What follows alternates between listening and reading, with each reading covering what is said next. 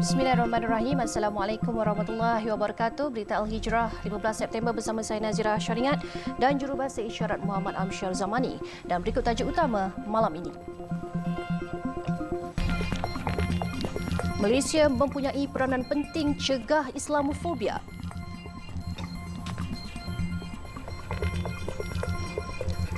Juga jangan gunakan masjid dan surau sebagai lokasi perhimpunan haram.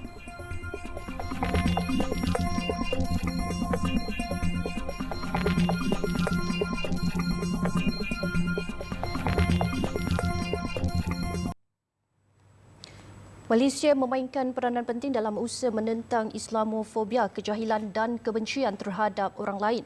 Justru Perdana Menteri Datuk Seri Anwar Ibrahim berharap melalui pengedaran sejuta naskah Al-Quran ke seluruh dunia itu memberi peluang kepada masyarakat barat untuk membaca, memahami, menghargai dan menghormati setiap agama. In this case, the burning of the Quran, due to ignorance, arrogance, and neo-colonial mindset, is to counter through knowledge and understanding. For the Muslims, it's of course to the Quran. Beliau berkata demikian kepada media selepas majlis penghantaran 3 kontena Al-Quran untuk Solidariti Wakaf sejuta naskah Al-Quran di Nashrul Quran Putrajaya siang tadi. Sebanyak 30,000 naskah Al-Quran yang dikeluarkan oleh Yayasan Restu dengan terjemahan bahasa Inggeris serta terjemahan bahasa Cina ke 3 negara iaitu Australia, Kanada dan United Kingdom. Beliau sekaligus berharap usaha itu dapat mewujudkan masyarakat yang lebih harmoni, lebih memahami serta memupuk nilai kemanusiaan yang tinggi. Pada 27 Januari lepas, Datuk Seri Anwar mengumumkan Malaysia akan mencetak sebanyak sejuta naskah Al-Quran sebagai simbolik penuh hikmah dan matang bagi menjawab serangan terhadap Islam seperti kejadian pembakaran kitab suci Al-Quran di Sweden. Dan dalam isu berasingan, Perdana Menteri Datuk Seri Anwar Ibrahim berkata beliau tidak menolak kemungkinan akan memberi penjelasan di Parlimen dalam masa terdekat mengenai keputusan melepaskan tanpa membebaskan atau DNAA Datuk Seri Ahmad Zahid Hamidi baru-baru ini. Kenyataan di Parlimen. Mungkin insya-Allah. Itu jawapan ringkas Datuk Seri Anwar ketika ditanya adakah beliau akan memberi penjelasan berhubung perkara itu. Media sebelum ini melaporkan Ahli Parlimen Pasir Gudang Hassan Abdul Karim menggesa Perdana Menteri memberi penjelasan sendiri di Dewan Rakyat mengenai keputusan DNAA Datuk Seri Ahmad Zahid. Penjelasan itu dilihat penting bagi membolehkan Ahli Parlimen pembangkang mendapat penjelasan sebenar mengenai isu tersebut. Sebelum ini Datuk Seri Anwar menegaskan beliau tidak pernah campur tangan dalam kes mahkamah melibatkan Datuk Seri Ahmad Zahid. Malah beliau juga menyatakan tidak pernah memberi arahan kepada bekas Peguam Negara Tan Sri Idrus Harun berkaitan permohonan menghentikan prosiding yang mendorong kepada keputusan mahkamah melepaskan tanpa membebaskan daripada 47 pertuduhan. Sementara itu, beliau memberi bayangan portfolio perdagangan dalam negeri dan kos sara hidup dalam kabinet akan diisi secepat mungkin. Okey, insya-Allah kita akan isi kekosongan. Siapakah cadangan? Kalau ada cadangan, sila tulis surat kepada saya secepat mungkin. Jawatan itu katanya akan diisi selepas mengambil kira beberapa pertimbangan.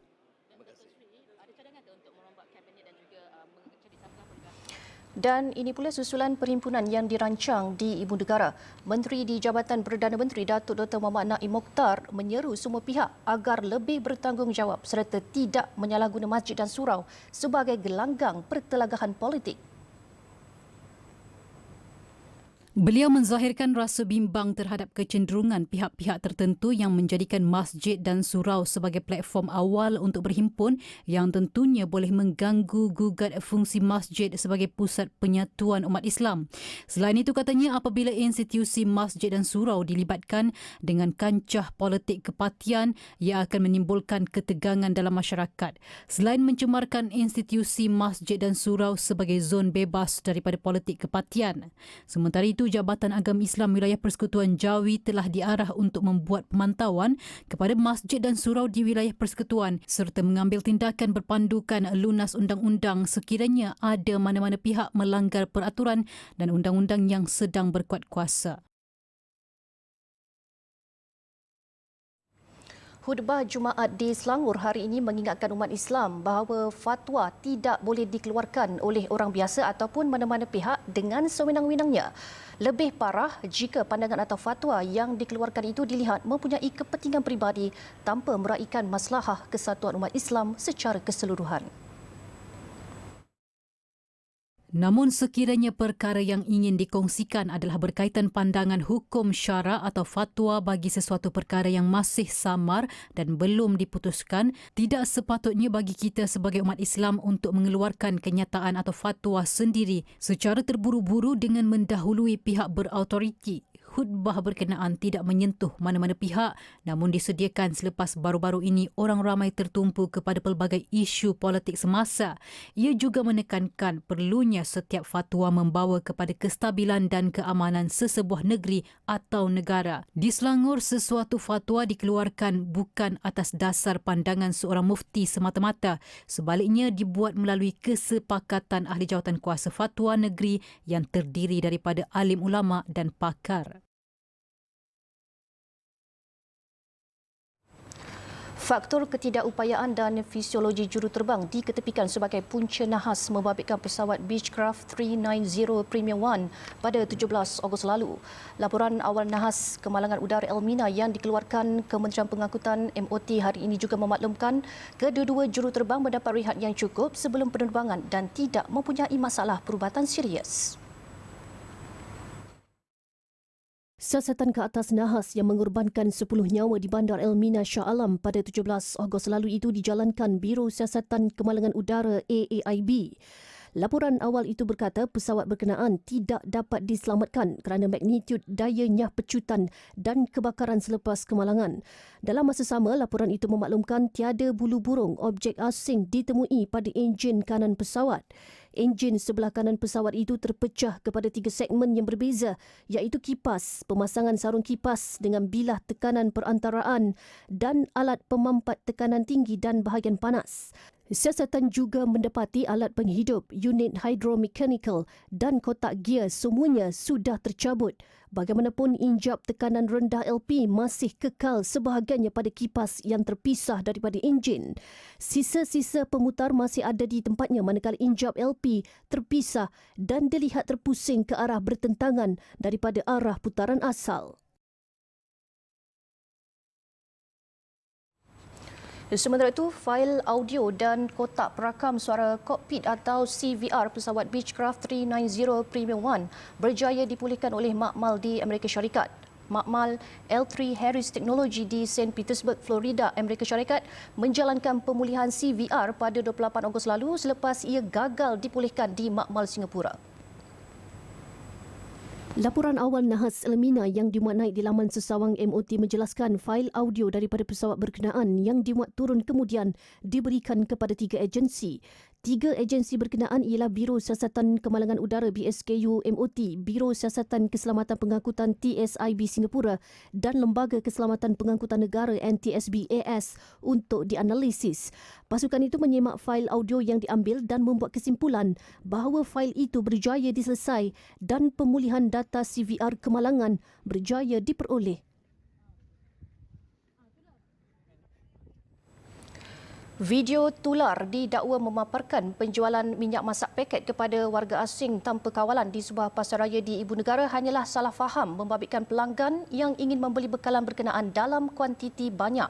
Kenyataan yang dikeluarkan Kementerian Perdagangan Dalam Negeri dan Kos Sara Hidup KPDN memaklumkan perkara itu dikesan selepas anggota penguatkuasa KPDN melakukan pemeriksaan di premis berkenaan.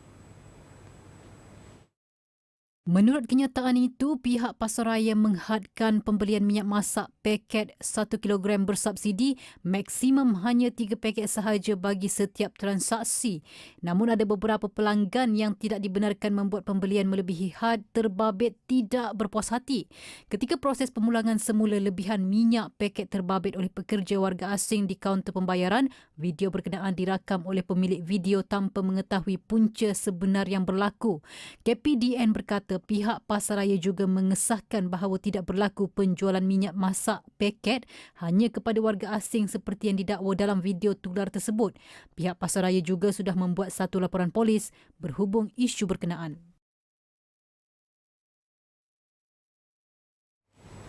Tindakan segelintir peniaga membeli beras putih tempatan BPT dalam kuantiti yang banyak antara faktor utama bekalan beras berkenaan berkurangan di pasaran. Pengarah Kawal Selia Padi dan Beras Negeri Sembilan Irwan Ahmad Rejab berkata, kejadian itu berlaku berikutan kenaikan harga beras import putih yang secara tidak langsung menyebabkan ramai pengguna beralih kepada beras tempatan disebabkan harganya lebih murah. Sehubungan itu, beliau meminta peniaga dan pengguna tidak membuat pembelian panik kerana bekalan BPT di Negeri Sembilan masih boleh diperoleh. Peniaga telah buat panik buying kerana margin itu beza terlampau tinggi. Jadi dia telah beralih ke beras tempatan lah. Jadi saya dengan ini mengambil kesempatan juga lah untuk menasihat pengguna supaya peniaga supaya tidak membuat panik buying lah, sebab bekalan memang sentiasa kita akan hantar lah. Jadi kita pun telah menguatkuasakan semula peraturan kita, iaitu peraturan 10(1)B, iaitu kita menghadkan pembelian kepada satu masa kepada pengguna adalah sebanyak 100 kg lah untuk satu masa lah. Jadi peniaga pun selepas ni tertakluk kepada peraturan ini lah.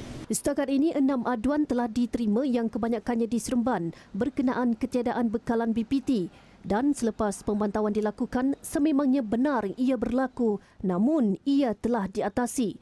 Bagi stop penggunaan beras tempatan sahaja, secara keseluruhan terdapat keperluan sebanyak 3,500 tan sebulan di negeri itu. Beliau ditemui semasa mengadakan tinjauan mesra pemeriksaan bekalan beras di sebuah gudang di Jalan Kuala Sawah.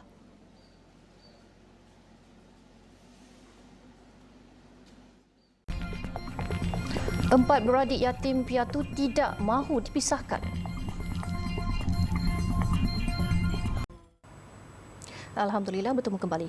Kira-kira 12,000 penduduk di kawasan Felda Kratung dan Selancar dekat Muazzam Shah Rompin mendesak agar kilang memproses kelapa sawit yang gagal mematuhi syarat lesen ditutup. Dakwa mereka kilang yang beroperasi di kawasan tanah rancangan itu sudah beberapa kali menyebabkan pencemaran sungai hingga berlaku masalah gangguan bekalan air kepada penduduk.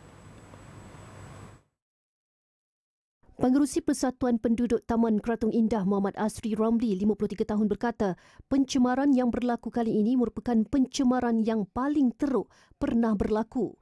Menurutnya, apabila berlaku pencemaran, loji rawatan air LRA tidak boleh beroperasi dan bekalan air tidak boleh disalurkan kepada penduduk. Malah lebih teruk lagi, ekosistem sungai seperti ikan dan udang turut terjejas.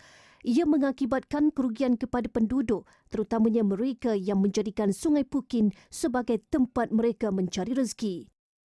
Saya mewakili penduduk yang ditimpa selama ini masalah dengan pelbagai kerenah daripada pihak yang membuat masalah, iaitu mengeluarkan sisa daripada sungai tadi telah menyebabkan Sungai Kratung terjejah paling teruk dalam sejarah saya daripada kecil sampai ke besar. Hari inilah saya lihat Sungai Kratung ni mengalami keadaan yang paling amat kritikal sekali. Seorang lagi penduduk Yahya Darus, 68 tahun berkata, masalah gangguan bekalan air pernah berlaku di situ kira-kira 2 tahun lalu. Dakwa Yahya, beliau terpaksa berdepan masalah gangguan bekalan air selama 14 hari ketika kejadian itu dan ia menyusahkan serta mengganggu urusan harian. Dia berharap pihak berkuasa mengambil tindakan lebih tegas bagi mengelak kejadian serupa berlaku pada masa akan datang. Inilah ini yang maknanya ini yang paling lama sekali lah. Maknanya itu selama lebih kurang 2 minggu yang tak dapat air, yang terutama sekali rumah yang di atas bukit. Jadi saya rasa macam satu bebanan lah seperti saya sebagai warga Mas yang keluarga anak-anak duduk jauh. Macam mana kami nak mendapatkan air? Ya, mana lori hantar pun jauh sangat pada rumah kami. Terdahulu, Yahya Darus dan Muhammad Asri bersama penduduk dan wakil badan bukan kerajaan NGO Generasi mewakili komuniti Selancar dan Kratung menyerahkan memorandum kepada pihak pengurusan Lembaga Minyak Sawit Malaysia MPOB Kratung.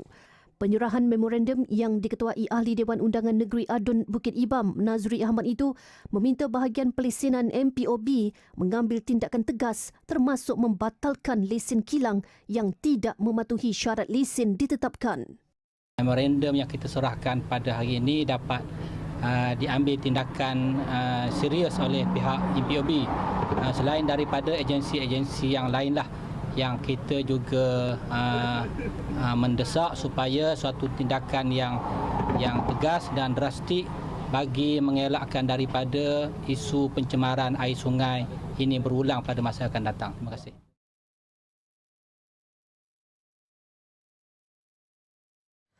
Notifikasi produk kosmetik Beauty Treatment Cream dan Beauty Night Cream dibatalkan. Produk tersebut dikesan mengandungi racun berjadual dan tidak lagi dibenarkan untuk dijual di Malaysia.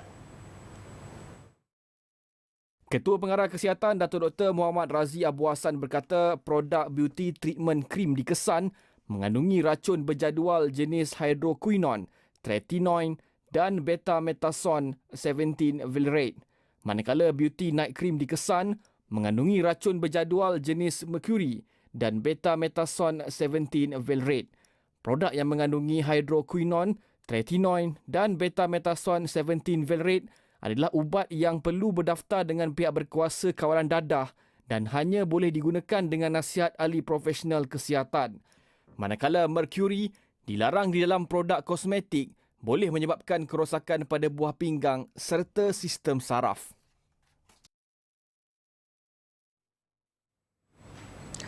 Empat beradik menjadi yatim piatu sekelip mata selepas motosikal pasangan suami isteri merempuh bahagian belakang trak tentera di Lebuh Raya Utara Selatan petang semalam. Menurut anak sulung Muhammad Amirul Ikhwan Rizwan 17 tahun, ketika kejadian ibu bapanya dalam perjalanan untuk menziarahi nenek mereka yang sakit. Dalam kejadian itu, Rizwan Saleh 42 tahun yang mengalami cedera parah serta melecur di badan meninggal dunia di tempat kejadian. Manakala Rosmawati Ismail 39 tahun meninggal dunia ketika mendapatkan rawatan di Hospital Sultan Abdul Halim Sungai Petani. Muhammad Amirul Ikhwan berkata ketika kemalangan berlaku, dia sedang mengikuti tuition di Gua Cempedak. Hidupnya terasa gelap, ditambah pula memikirkan dia bakal menduduki peperiksaan sijil pelajaran Malaysia SPM Disember ini. Walaupun berat tanggungjawab sebagai anak sulung, namun dia tidak mahu berpisah dengan tiga adiknya, iaitu Muhammad Alif Irfan 16 tahun, Nurin Alia Iwani 12 tahun dan Muhammad Riz Daniel 5 tahun.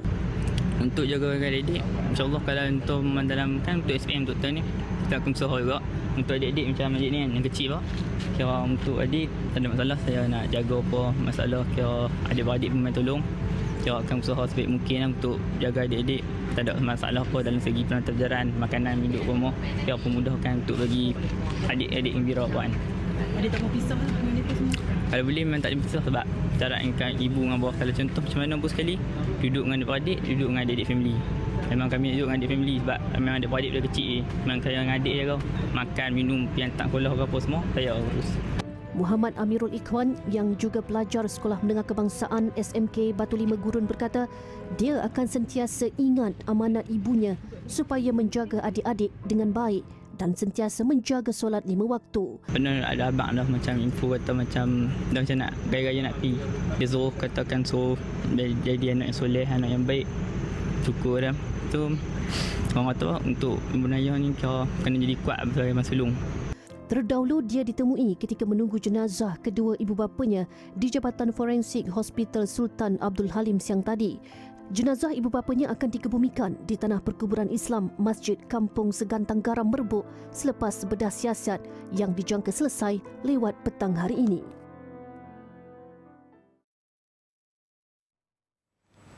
Waris anggota Jabatan Sukarelawan Malaysia Rela yang maut ketika pembarisan Hari Kemerdekaan 31 Ogos lalu terima faedah perkeso. Kisah Allahyarham Muhammad Noh Muhammad Isa, 53 tahun yang meninggal dunia itu mendapat perhatian rakyat Malaysia selepas rakaman kejadian tular di laman sosial. Pengarah Perkeso Negeri Sembilan Nur Muhammad Bakhtir Muhammad Akhir berkata, Muhammad Noh adalah bekas Angkatan Tentera Malaysia ATM yang berkhidmat sebagai anggota rela. Isteri dan anak arwah menerima faedah pengurusan mayat yang dibayar pada 4 November lalu dan faedah pencen penakat di bawah Akta Keselamatan Sosial 1969 serta faedah orang tanggungan di bawah skim keselamatan sosial pekerjaan sendiri. Semakan mendapati waris layak mendapat faedah perkeso berdasarkan cara rumah yang dibuat Muhammad Noh bawah Akta Keselamatan Sosial Pekerja 1969 sebelum beliau bekerja sendiri sebagai rela.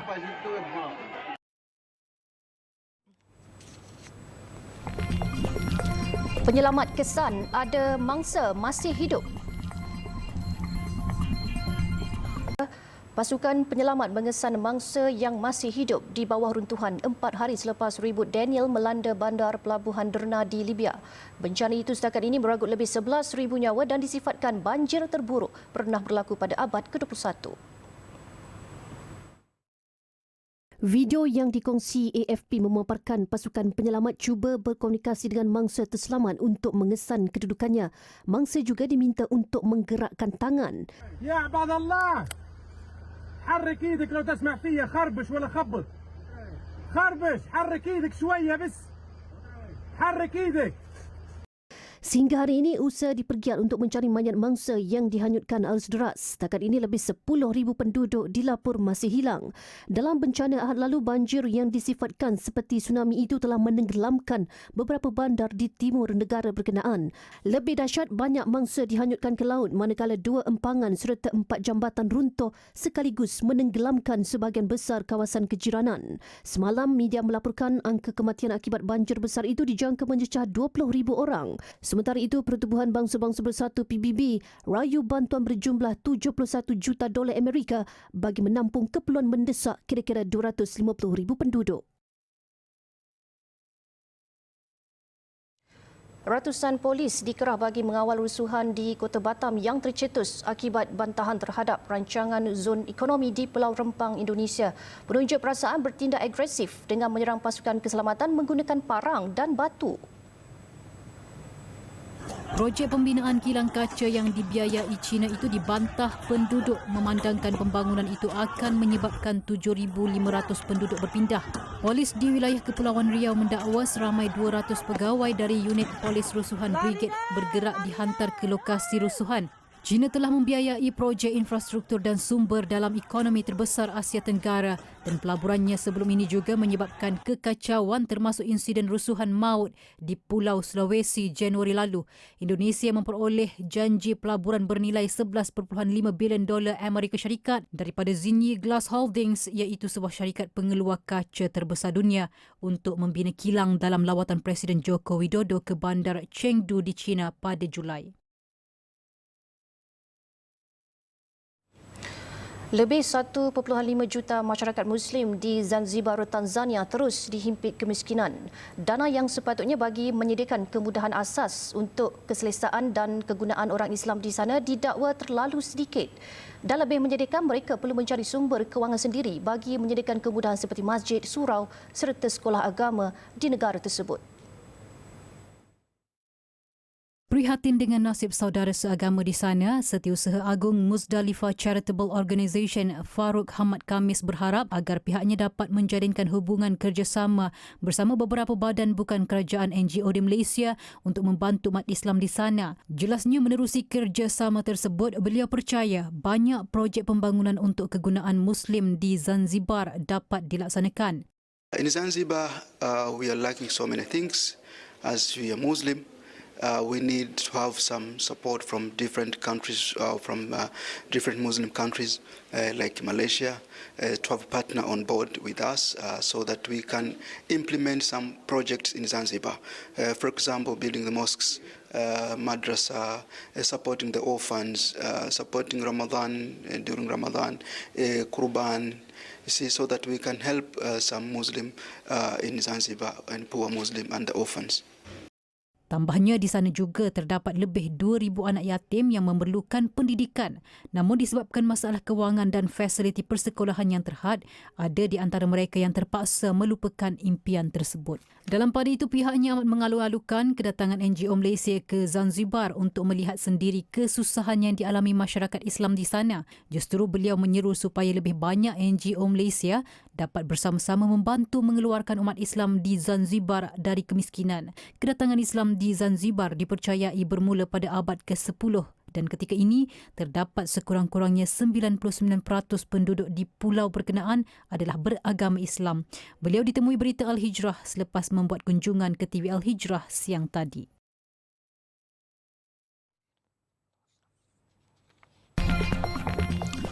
RM2 juta untuk bantu asnaf bergelar usahawan.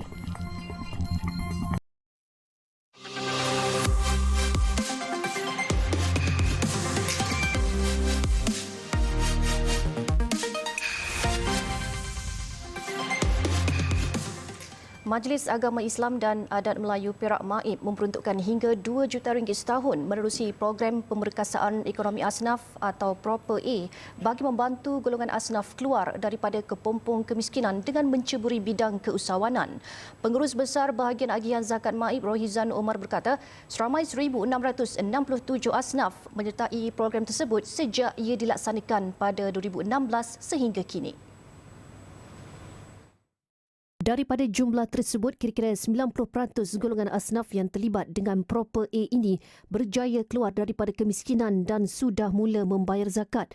Malah, ada di antara mereka juga yang menjadi penyedia latihan dengan memberi latihan kepada asnaf lain dalam bidang keusahawanan.